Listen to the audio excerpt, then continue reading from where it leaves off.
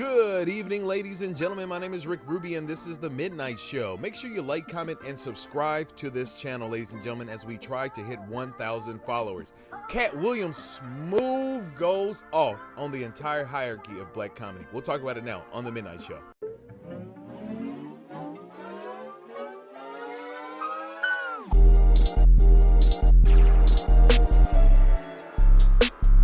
Do every kind of joke you can imagine, and you don't see people up here.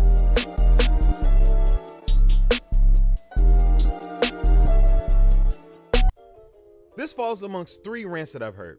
Three rants. Soulja Boy OGing the entire rap community. Y'all niggas better stop playing with me in here. Tyler, the Creator, giving Ray J his flowers as being the originator of all things culture. Bro, everything that we love is directly related to Ray J.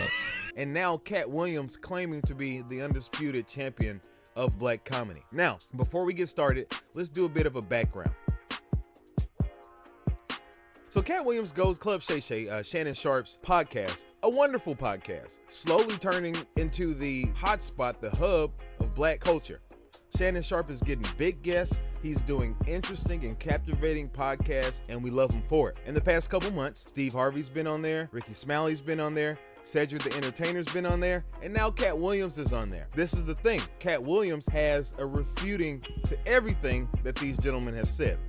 I was alerted, didn't even know anything about it. Holy moly, Rick, you got to go on Twitter. It's going crazy. Katt Williams is drying out. He's airing out laundry on everybody in the entire industry. I'm like, oh, wow. So I go watch the episode. Doesn't take 3 minutes. Katt Williams immediately goes into a tirade talking about Steve Harvey, talking about Ricky Smiley, talking about Cedric the Entertainer, and talking about gatekeepers in black entertainment and the entertainment industry in general. His claims are that Steve Harvey is, one, not funny, and is a gatekeeper for the people who he likes. Let's start right there. It requires us to go back and do a study on if you wanted to be big in comedy and make that crossover, what you would do is cut your teeth in your local markets, but the end goal was always Los Angeles, California, to be a part of Mitzi Shore's Comedy Store, the gym, the college, where you would go and work out your material, hopefully get tapped by somebody at the Tonight Show, go on the Tonight Show, and then God forbid Johnny Carson calls you over to the couch, you're an instant celebrity the next day. Happened with Joan Rivers, happened with Jerry Seinfeld, Richard Lewis, Billy Crystal, Robin Williams, everybody. And on the black side, I mean, Flip Wilson, Jimmy Walker, all those guys. You go play clean in front of the America, and then Johnny makes this decision whether or not you're gonna work. So you got Def Comedy Jam. Martin Lawrence is over there at Def Comedy Jam. Steve Harvey's over there at Comic View. Those were the two big ones. BET, he was on Comic View. After him was Ricky Smiley, okay? Now here's the thing. Why did that happen? Why was the transition happening? Here's one thing about Steve Harvey, and here's one thing about Ricky Smiley. They didn't have crossover appeal at the time. They very much played to the church audience, the black college audience, and they made jokes curtailed to those kind of audiences or whatever, right? Even to the politically incorrect detriment of making fun of special needs people in the way Little Daryl, which Katt Williams talks about in his tirade with Shannon Sharpe. My name Lil Dow. You're talking about the special needs. That's good. But they were already in the mix. They were already hosts. They were the big guys on the stage as far as those. They were big fish in little ponds. Let's say it like that, okay? He starts off by talking about Ricky Smiley. And here's the whole thing about black comedy versus white comedy, right? There's a lot of white comedians that can exist at the same time because in mainstream comedy, there's nuances. You got your alternative vein with your Lenny Bruce, and then later on your George Carlin, and then I guess Mark Maron. I hate to put him in this pantheon or whatever, but I mean I guess he does count as an alternative comic or whatever in that dark, gritty 90s New York scene. So then you had your country guys with Jeff Foxworthy, Larry the Cable Guy, Ron White, all those people, and then you got your mainstays like your Jerry Seinfeld and your Jay Leno's, who were the titans of like just clean, you know, just mainstream comedy or whatever. There was places for everybody to kind of do like long form and then like still joke, like joke from joke, old school style comedy or whatever. And you got to think at the time, like before the death of Rodney Dangerfield, a lot of old guys were still working. Don Rickles was working all the way into the 2000s, the 2010s, you know?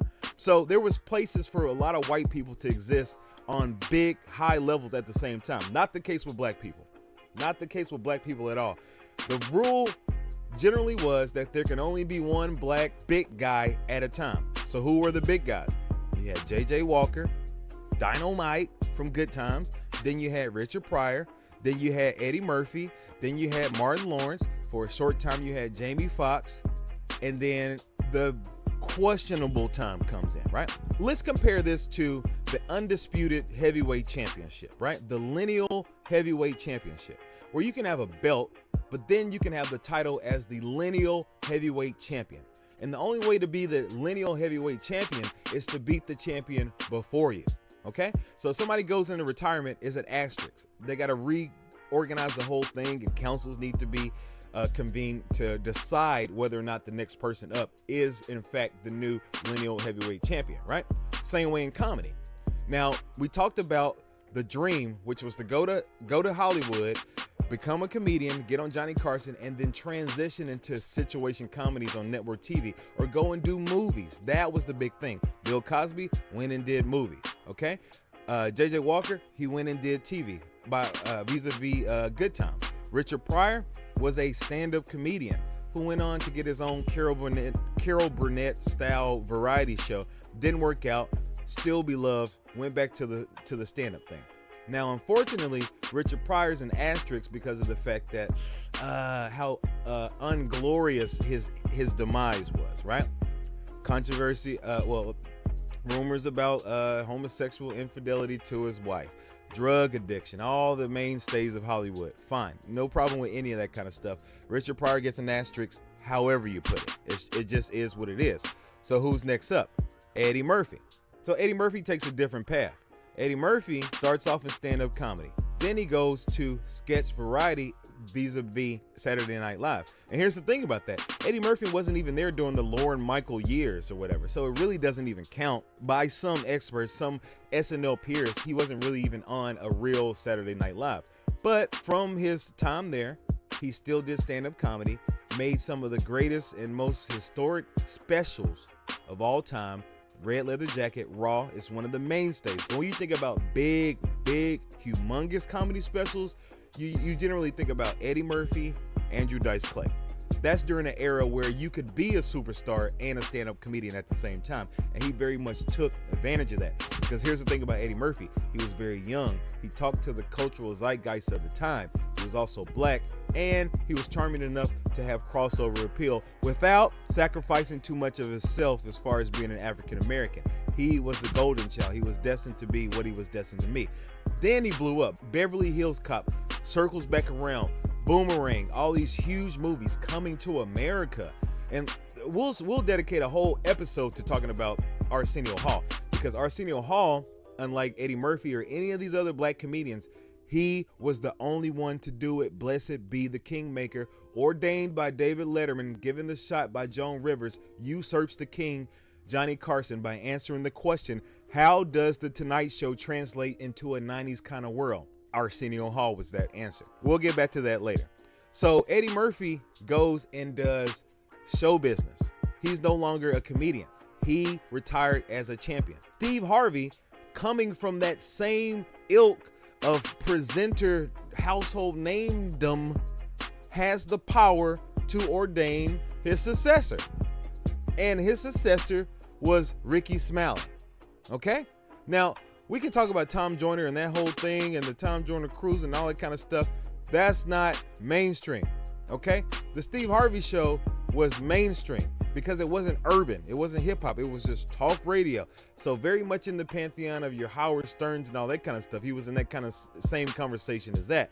He wasn't categorized by a genre or whatever, right? So Ricky Smiley is his heir apparent. Now, why did he choose that? Well, it probably had to do with the fact that they're both in Omega Psi Phi, which is perfectly fine. That's the whole reason you get into a fraternity, so you can put your fraternity brothers on. Why hate on that?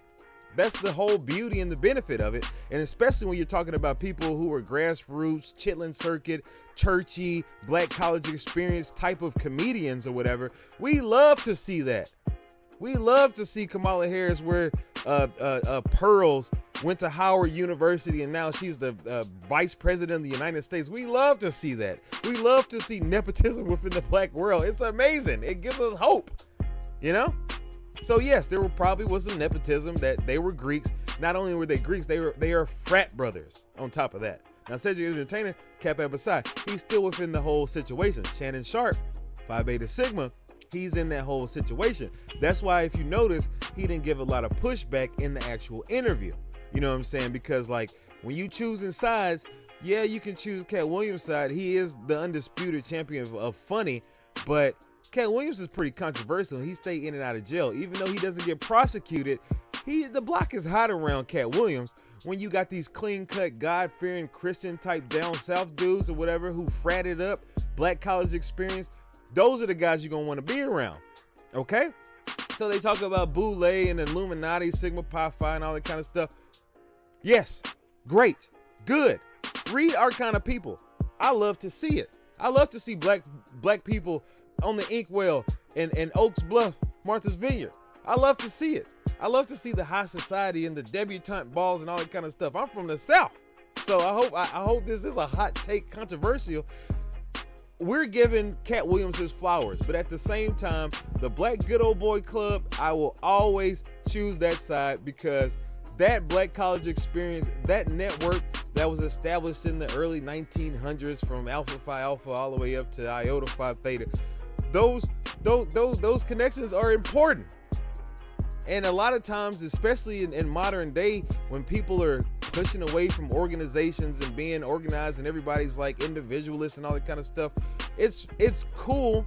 It's important for us to see that networks and connections that you make in college campuses and all that kind of stuff, that they actually mean something and they do something and you can actually put your brothers on. And then when you think about everybody, Tom Joyner, Ricky Smalley, Steve Harvey, all Omega Psi Phi. Huh? What's happening? Black Greeks really running the black? Yes. Put each other on. Put each other on. Katt Williams, he sells out his shows, but he's a hater because he's not in that old guard gatekeeping black college system. And he's mad about it. And I say, who gives a fuck? That's what it's for. Black people building black people up. That's the end of the story. If you like this kind of content, make sure you like, comment, and subscribe. My name is Rick Ruby, and this is another very controversial episode of The Midnight Show. We'll see you next time. Bye-bye.